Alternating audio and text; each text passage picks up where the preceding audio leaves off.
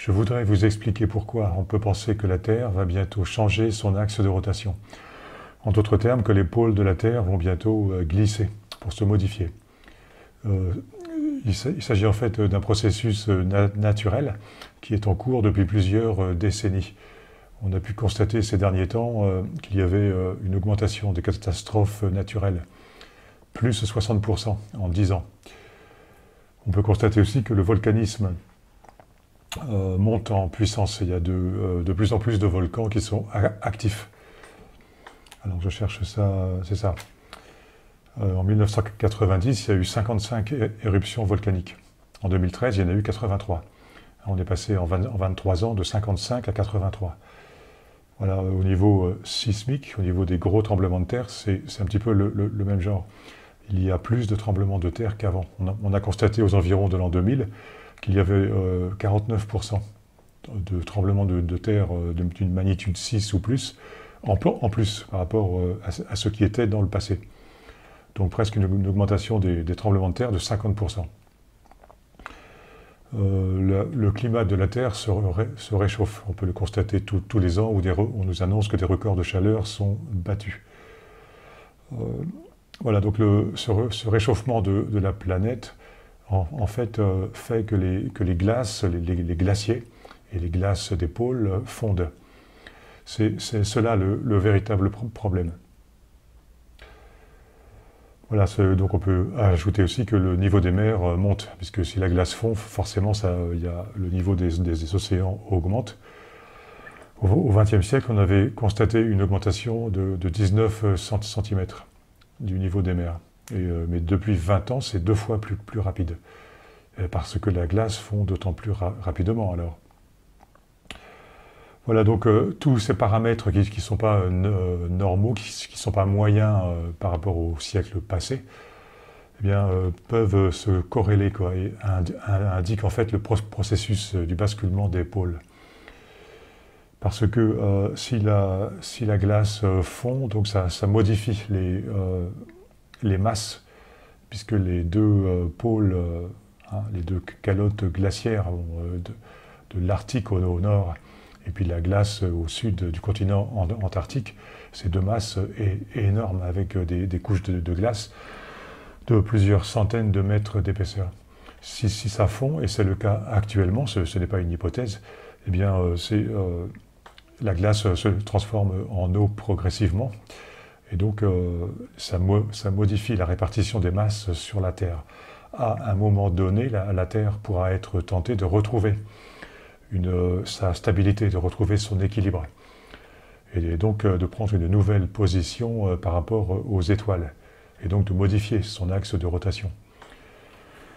C'est le médium Edgar Cayce, qui était vraiment un extraordinaire voyant, quoi, qui a prescrit des ordonnances qui ont guéri des milliers de gens. Il a annoncé que les pôles de la Terre basculeraient bientôt.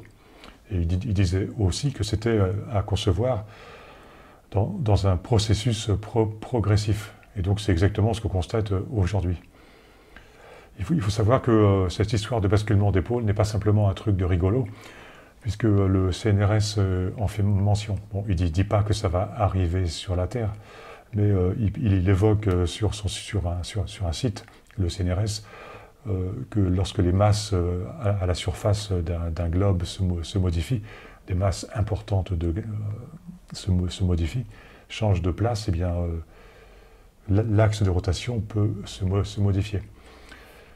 On peut noter que le physicien très connu Albert Einstein aussi croyait qu'il pouvait survenir sur la Terre des phases de catastrophes dues à la force centrifuge de rotation de la Terre. Puisque cette force centrifuge, pour Einstein, pouvait entraîner la glace en pourtour, quoi. Et donc la glace, en se déplaçant, aurait pu faire bouger la croûte terrestre. D'accord, là, c'est pas moi qui le dis, c'est Einstein. Voilà, donc ce n'est pas de la rigolade, quoi, ce genre d'hypothèse. Voilà, il y a aussi un guérisseur français qui s'appelait au XIXe siècle Philippe de Lyon, Il disait au début du XXe siècle que bientôt les pôles de la Terre se modifieraient. Voilà, donc voilà, c'est-à-dire qu'on assiste actuellement par tous ces paramètres qui sont en élévation ou en baisse à ce processus qui est tout à fait en cours. Hein. Ne comptez pas sur TF1 ou BFM TV pour vous dire ça. Et puis, évidemment, bon, ça peut faire peur, etc. C'est pas reconnu académiquement. On peut ajouter aussi que le magnétisme terrestre a baissé récemment, enfin ces dernières décennies. Le magnétisme terrestre, c'est un champ d'énergie, un champ qui protège la Terre du rayonnement solaire. Donc il est nécessaire à la vie sur la Terre. Il est actuellement en baisse. Donc c'est gênant, c'est très certainement pourquoi on peut voir dans le ciel des grandes traînées blanches, des faux nuages que les avions balancent, les chemtrails ou chemtrails. Voilà, ces faux nuages sont là pour, très certainement, ça paraît évident, pour refroidir la Terre, ou en tout cas freiner son réchauffement. Ce réchauffement qui n'est pas dû à l'activité humaine, hein, par l'utilisation des énergies fossiles, non. Ce réchauffement est très certainement naturel. C'est dans l'histoire, au niveau astrologique ou astronomique, on arrive probablement à une fin de cycle. Ce qui fait, en principe, ces fins de cycle, d'après les traditions, aussi bien de penseurs grecs comme Platon, ou en Amérique du Sud, avec les Aztèques ou les Mayas, en Inde ancienne, eh bien un peu partout, probablement en Chine, on concevait le temps comme cyclique. Et chaque cycle se termine par une catastrophe voilà, qui anéantit l'humanité. Et après, il y a le début d'un nouveau cycle. Et nous serions actuellement, enfin ça c'est moi qui le dis, enfin, c'est connu en ésotérisme. Nous sommes à la fin d'un grand cycle. Donc nous sommes dans les temps apocalyptiques. Voilà. Il faut savoir que toute cette histoire aussi résonne avec les prophéties qui ont été faites par des religieux, des saints, comme le Padre Pio, Marie-Julie Jaeni, qui annonçaient des catastrophes qui allaient bientôt s'abattre sur la Terre. Et quand on y réfléchit bien, ça ne peut coïncider qu'avec ce basculement des pôles. Parce que c'est bien sûr un événement qui expliquerait beaucoup de choses qui ont été prophétisées dans le passé, notamment dans le Nouveau Testament, dans le livre de l'Apocalypse. Voilà. Voilà ce que je voulais dire en réduisant un peu parce que j'avais fait une première vidéo plus longue, celle-ci est plus courte et résumée. J'ai pensé que ça pouvait aider, qu'on puisse voir en 10 minutes résumer tout ce sujet important. Donc espérons que ça n'arrivera pas, espérons que les pôles ne basculeront pas.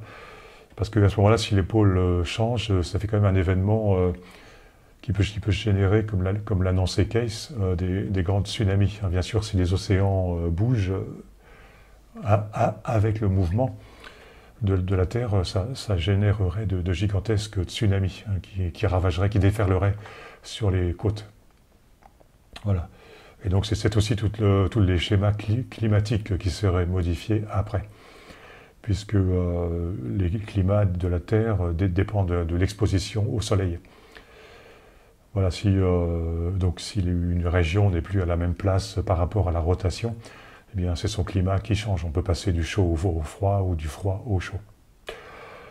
Voilà, donc ce processus apparemment est en cours. Ça paraît quand même évident pour moi qui s'intéresse à ça depuis très longtemps. Bon, mais tout reste possible. Pour l'instant, ça n'arrive pas. C'est peut-être l'occasion de réviser sa bonne volonté, ses émotions, c'est penser d'avoir une action juste et positive, de façon à avoir une bonne influence sur la matière. Voilà, merci, à bientôt.